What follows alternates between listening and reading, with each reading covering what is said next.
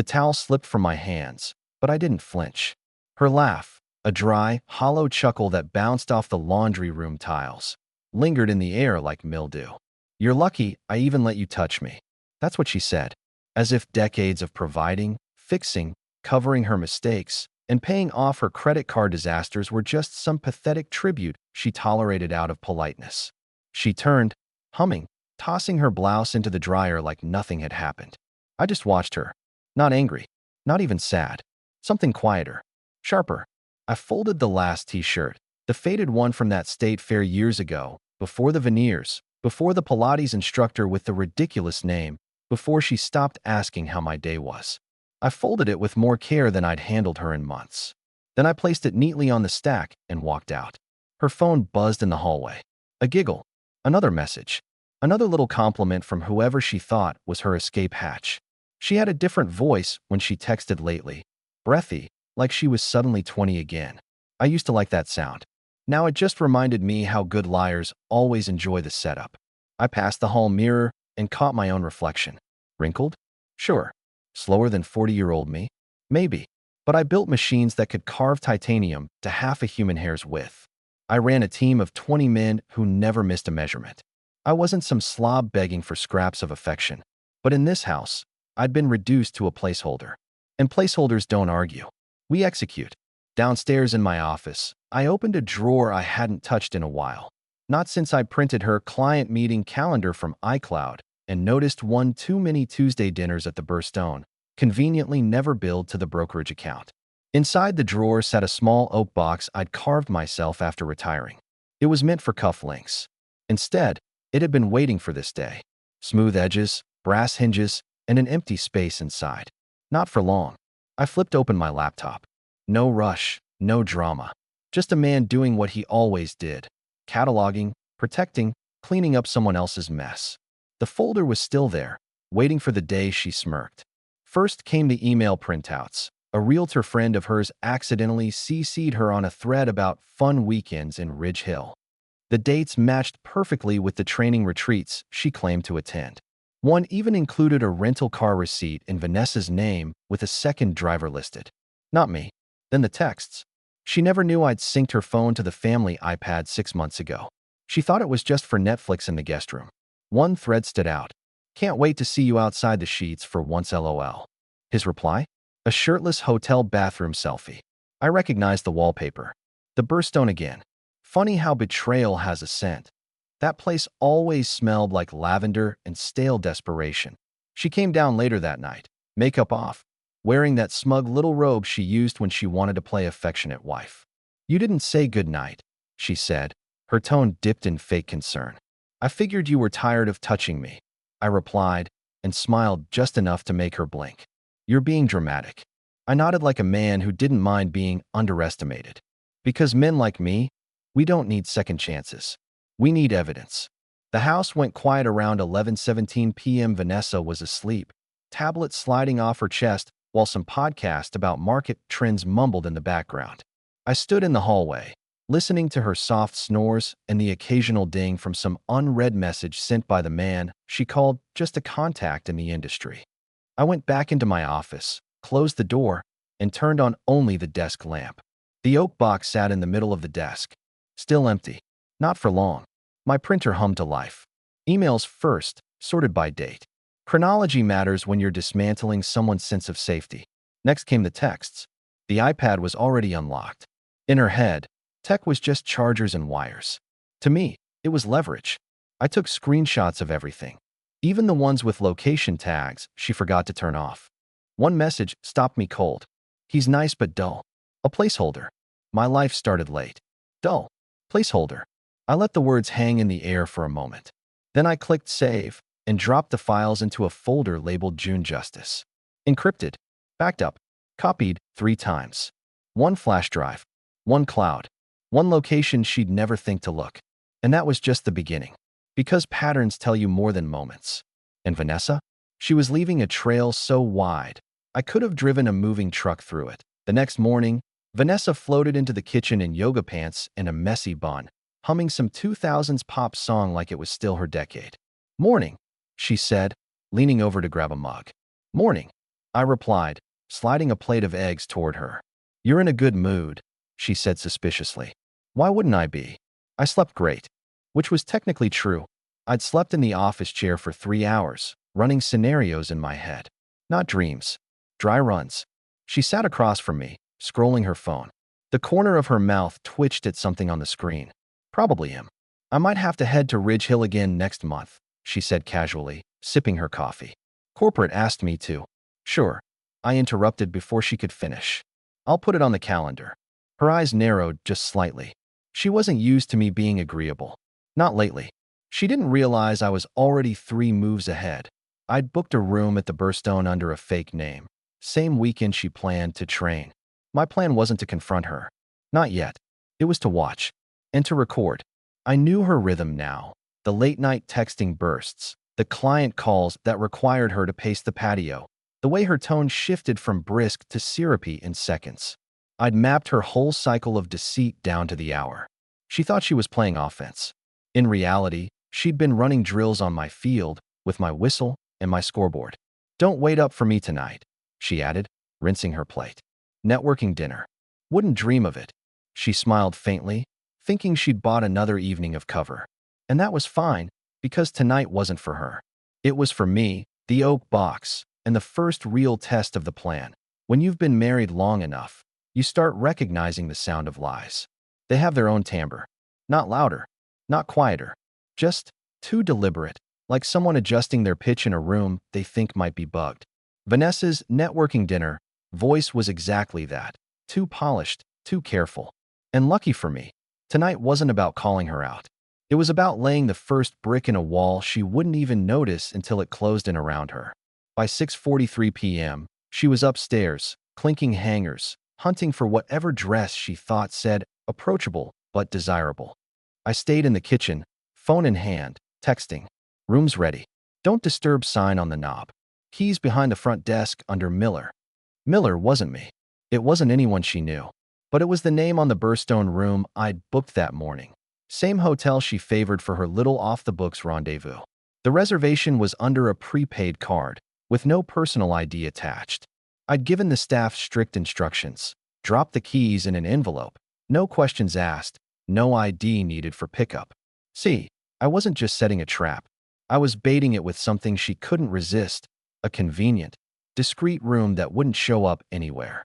She came downstairs at 7:02, wearing that navy dress I hadn't seen in years. Back then, it was for our anniversary. Tonight, it was for whoever made her giggle at 1:14 a.m. last Tuesday. How do I look? She asked, standing in the doorway like she still cared about my opinion. You look like someone about to close a deal, I said, smiling just enough to keep it ambiguous. She smirked, that half smile that used to be for me but now belonged to someone else entirely, and grabbed her keys. I'll be late. Don't wait up. I won't. The front door clicked shut. The driveway gravel crunched under her heels. And just like that, the clock started. I gave her a 20-minute head start. Just enough to make sure she was fully committed to her dinner. Then I grabbed my jacket and left through the side door, taking the old pickup instead of my usual car. No GPS history, no valet tickets. The Burstone sat 15 miles away, tucked behind a row of corporate parks and executive condos. I parked a block over, walked in through the side entrance like I belonged there, and found my room, Miller, 4th floor. Inside, I'd already set up the essentials earlier that afternoon. A voice-activated recorder under the armchair closest to the window. A small, motion-sensitive camera hidden inside a fake plant I'd ordered online. An empty wine bottle and 2 glasses on the desk to make it look like a halfway finished night. The point wasn't to catch her in the act, not yet.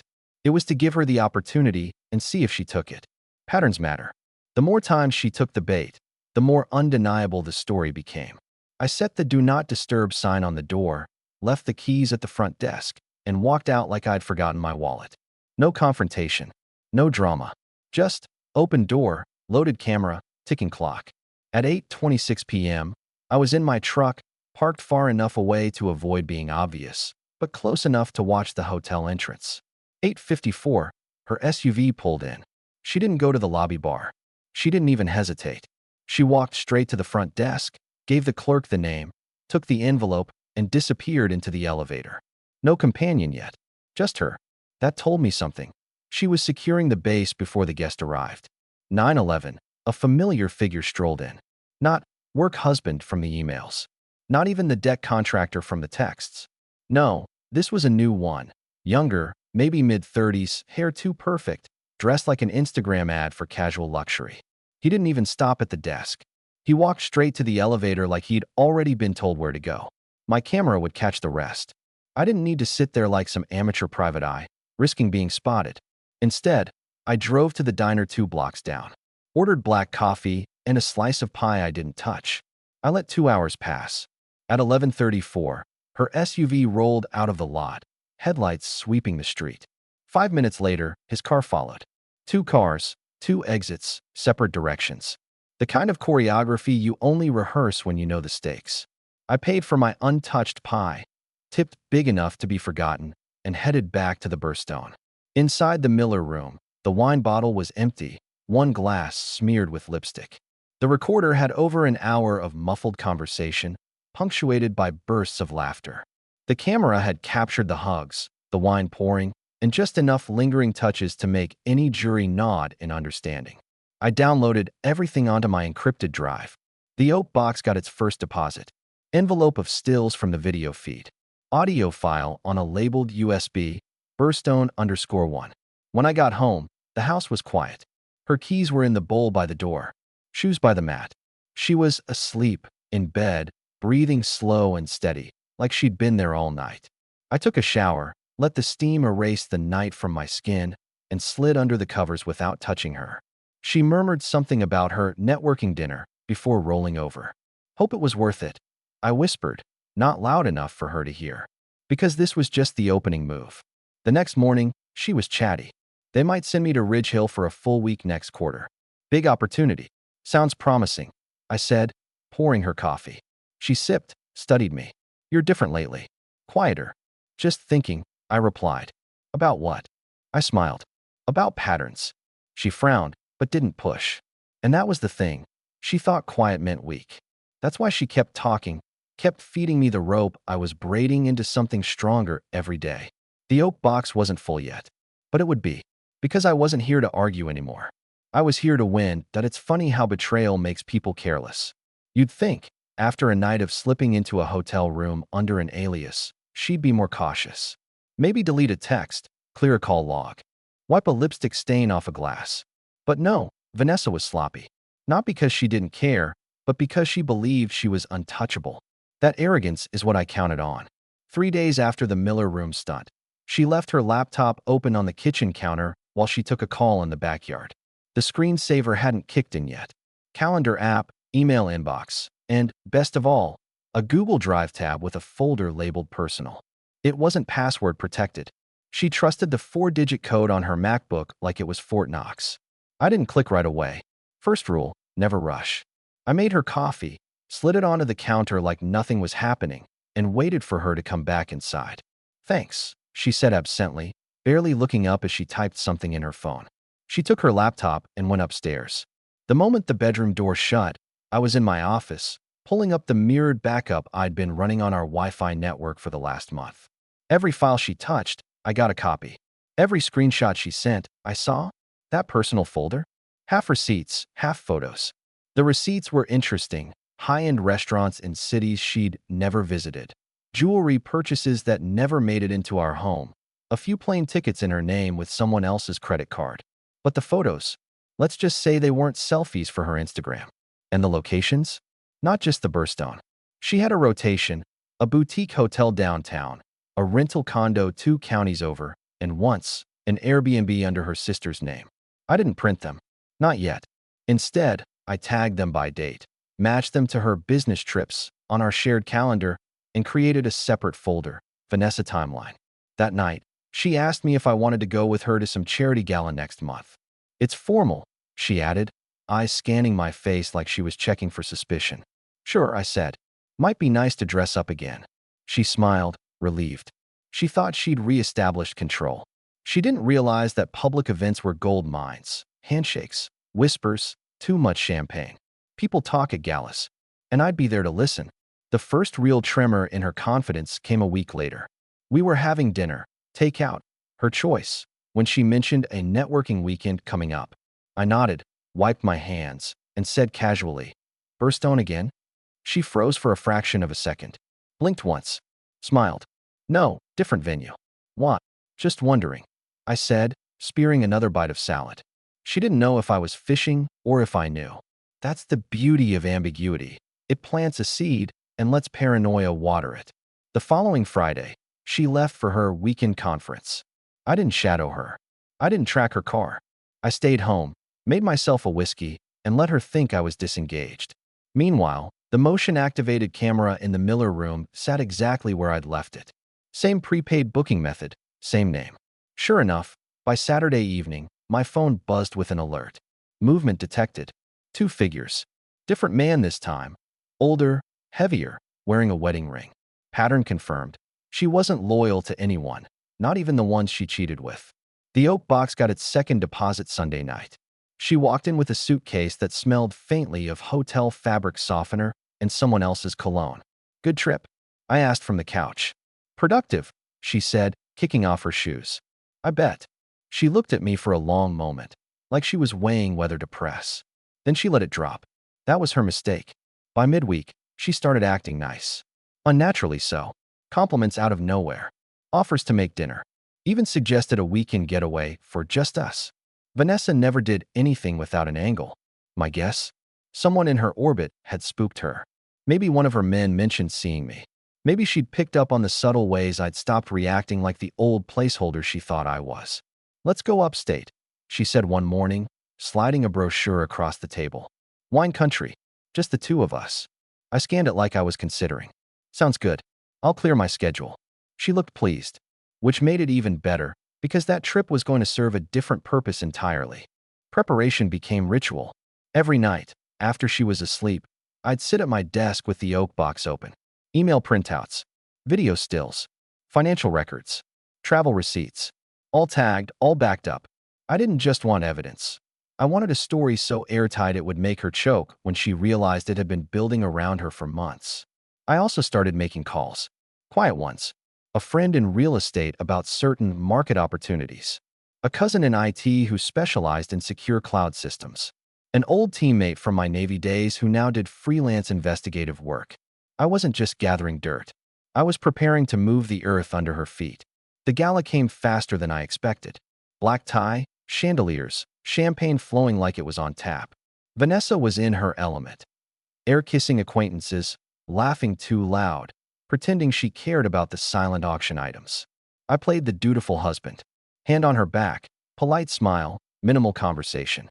People talk more when you don't interrupt. And talk they did. In the space of 2 hours, I heard. She'd been seen at a private club downtown with a man not her husband. She'd been traveling a lot lately for mysterious projects. One of her so-called business partners had suddenly gone radio silent after a falling out. Each piece went into my mental file. By the end of the night, I had half a dozen names, 3 potential leads, and a clearer picture of her little extracurricular empire. The drive home was quiet. She was tipsy, smiling at nothing, maybe replaying the compliments she'd soaked up all night. "You were quiet tonight," she said finally. "Just enjoying the view," I replied. "Of me?" she teased. "Of the whole room," I said, watching her smirk fade ever so slightly. That weekend, she brought up the wine country trip again. "We need this," she said. "A reset." "Absolutely," I said. She didn't know that I'd already reserved a suite, 2 bedrooms, one for show, one for the files, gear, and laptop I'd be bringing. She thought it was a chance to reignite something. I knew it was the perfect place for the next stage. The conversation that would make her think she still had control, right before I proved otherwise. People think revenge is about the big reveal, the dramatic showdown. It's not. It's about erosion. Every small, unnoticed shift that undermines the other person's footing until they realize, too late, they've been standing on the edge the whole time. By the time the wine country trip rolled around, Vanessa wouldn't just be on the edge. She'd be staring into the drop, wondering when the ground gave way. And I'd be right there beside her, smiling, oak box in hand. And if you want to take something from someone and make them think it was their idea, you start by giving them exactly what they asked for. Vanessa asked for wine country. She wanted candlelit dinners, long walks through the vineyard, maybe a couple's massage to reconnect. I booked the suite with all that in mind, the part she'd see.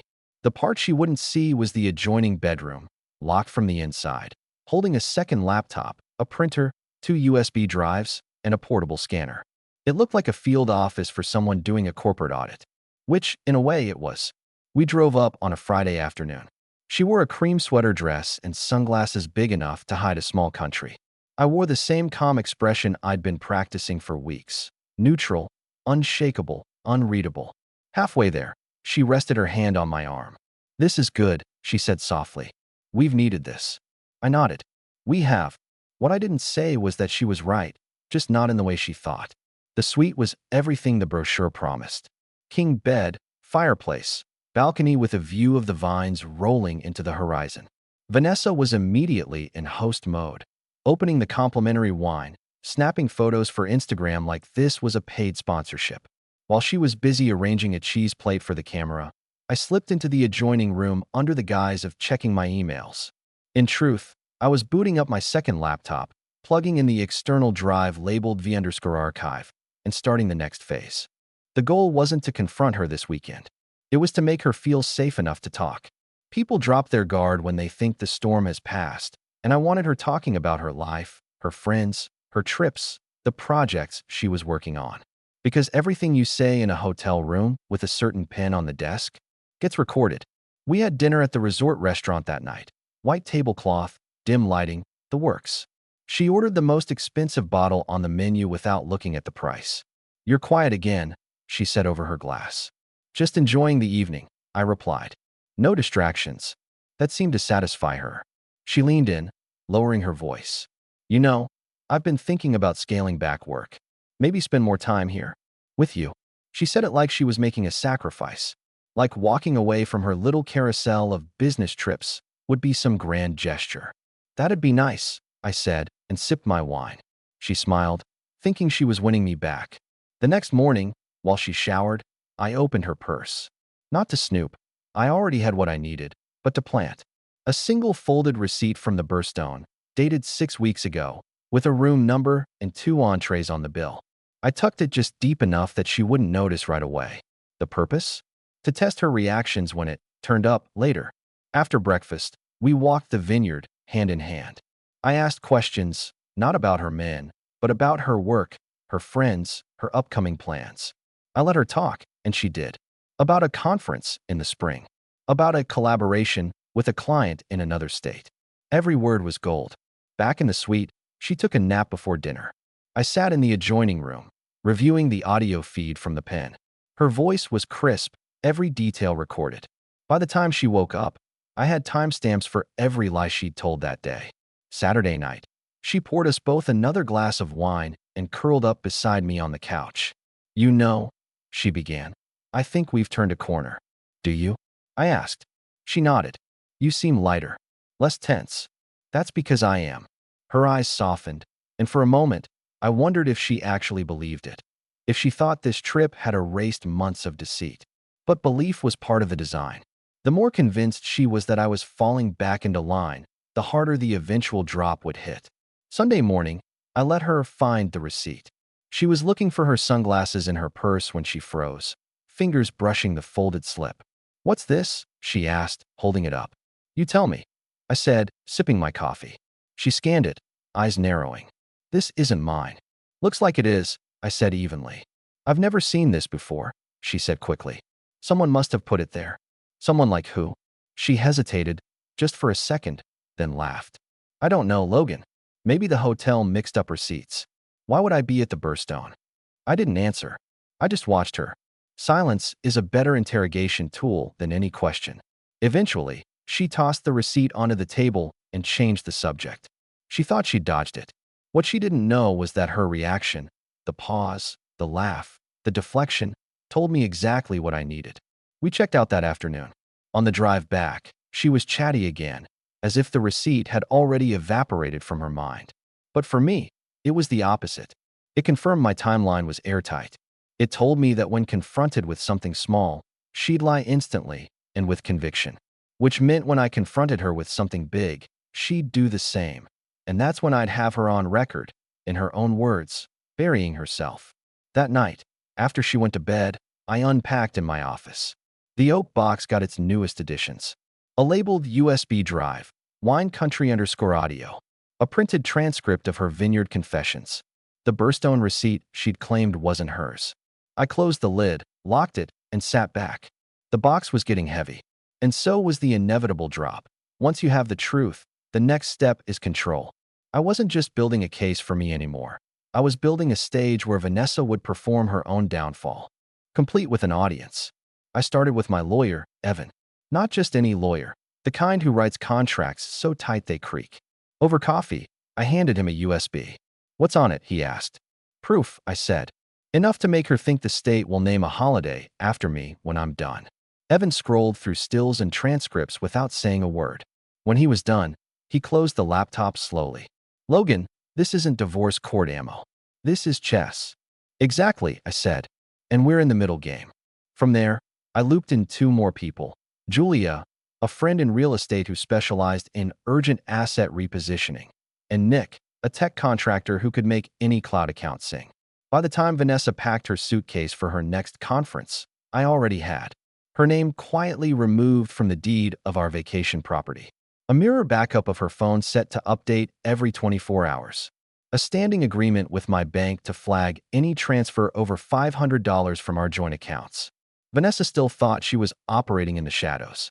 She didn't realize I'd turned the lights on months ago. The final act needed a place, a moment, and an audience. I picked our own home. On a Friday evening, I told her I'd invited a few friends over for dinner, just to reconnect with people. She agreed, maybe thinking it made us look stable. I told her to be ready by 7 o'clock. She came down in a red dress, glass of wine in hand, all charm and composure. At 7:05, the doorbell rang. In walked Evan, Julia, and Nick, each with a role to play. Behind them, two more guests, her work husband from the emails and the older man from the Miller footage. I'd invited them under the guise of a networking mixer. Vanessa froze when she saw them. "Logan, what?"